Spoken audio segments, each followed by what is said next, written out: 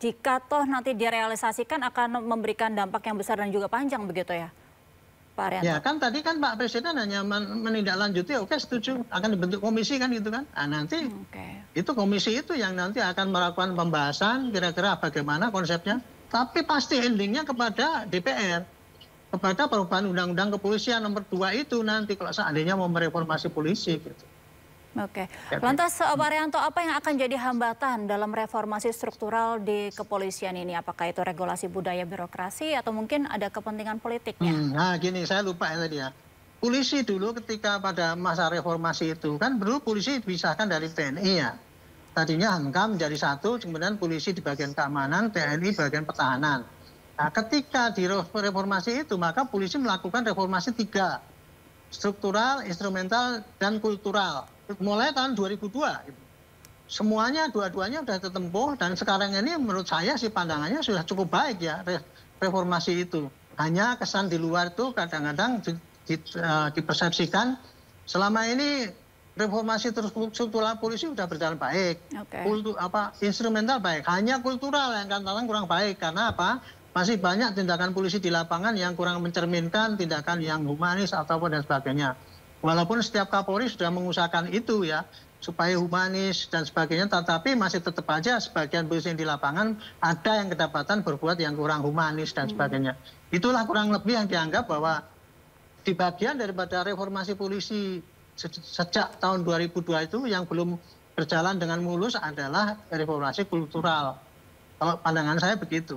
Oke, lantas Pak Arianto juga bagaimana nih untuk memastikan bahwa di dalam badan dari kepolisian itu khususnya promosi jabatan di kepolisian ini bisa benar-benar berbasis meritokrasi bukan kedekatan atau senioritas semata, Pak?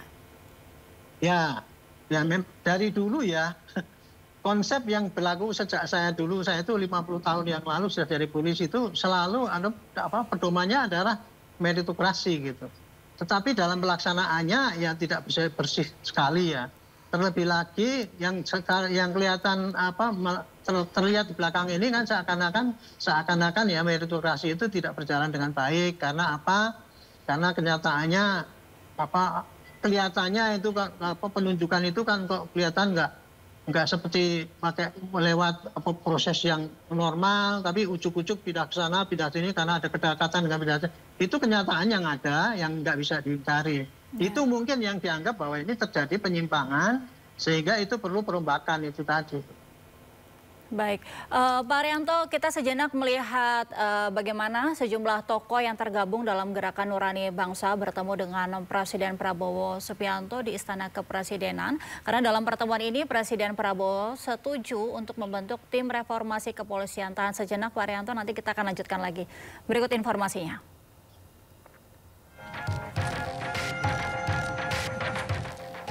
Presiden Prabowo Subianto menggelar dialog tertutup selama hampir 3 jam bersama sejumlah tokoh Gerakan Nurani Bangsa di Istana Kepresidenan Jakarta.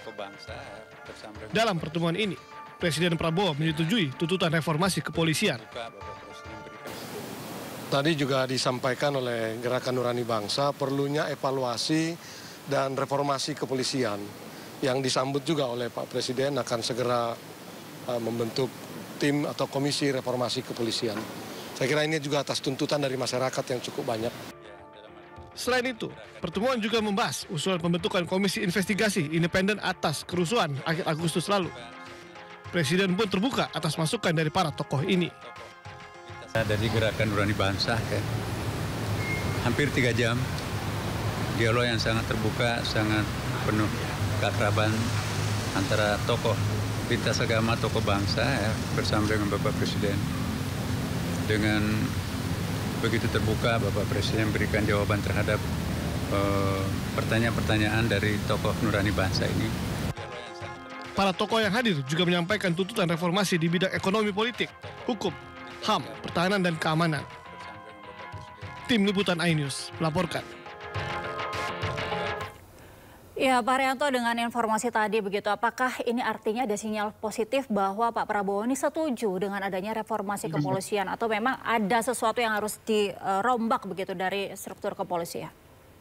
Ya, kalau saya melihat ya itu mungkin posisinya bukan setuju kepada polisi direformasi ya, tetapi setuju untuk dibentuk komisi kan itu kan, tim komisi untuk reformasi polisi. Artinya Pak Presiden itu menerima masukan-masukan dari manapun, tidak menolak. Kalau seandainya Presiden tadi mengatakan enggak, saya enggak setuju kan itu enggak bijak kan itu kan.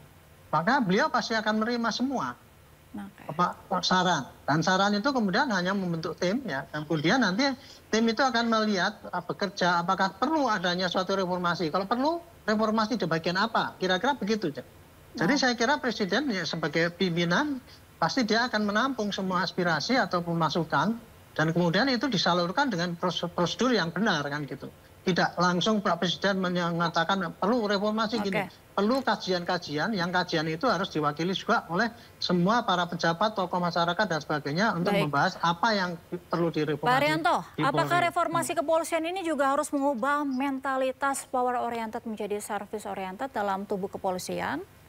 Bagaimana Pak? Itulah yang saya katakan, saya nggak ngerti apa yang dimaksudkan reformasi oleh bapak-bapak tadi itu yang menyarankannya. Setahu saya kalau yang namanya reformasi itu kan perubahan total, perubahan besar gitu ya.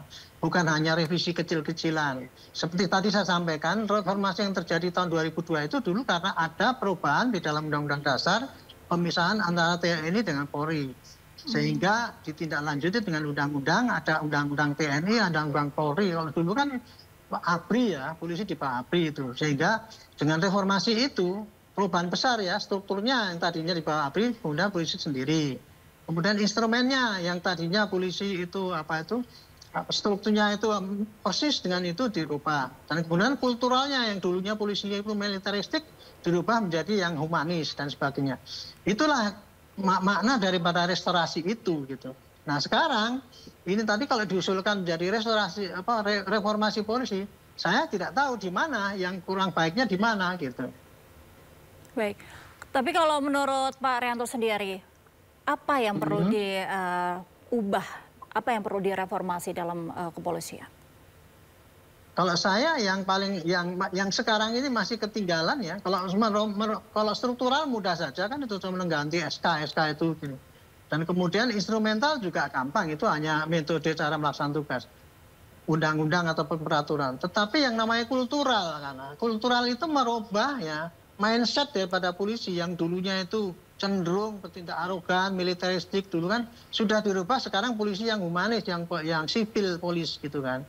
Nah ini yang kelihatannya agak susah ya karena merubah budaya itu tidak cepat dan sayangnya juga perubahan budaya di lingkungan polisi sendiri itu menurut saya kurang tegas, kurang cepat gitu ya sehingga untuk menghilangkan polisi-polisi yang bertindak koruptif itu aja sampai sekarang kan masih kesulitan kita, masih sebagian banyak yang